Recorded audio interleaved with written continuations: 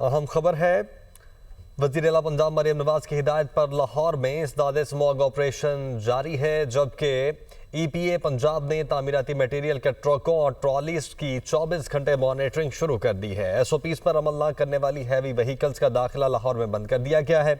धुआं छोड़ने वाली गाड़ियों और ओवरलोडेड ट्रॉलियों के खिलाफ जीरो टॉलरेंस पॉलिसी पर सख्ती से अमल जारी है, जबकि रेत, बजरी, मट्टी और दीगर तामीराती मटेरियल के ट्रक और ट्रॉलियां बगैर तरपाल और ढांपे सड़कों पर चलने पर मुकम्मल पाबंदी लगा दी गई है। EPA फोर्स की लाहौर के दाखिली रास्तों पर मुसलसल चेकिंग, माहौलियाती कवानीन की खिलाफ वर्जी पर भारी जुर्माने और गाड़ियों की बंदिश, तामीराती मकाम और डस्ट जोन्स में वाटर स्प्रिंकलिंग ऑपरेशन जारी है। तामीराती सरगर्मियों के दौरान गर्दो गुबार पर काबू पाना स्मॉग की रोकथाम के लिए ज़रूरी है।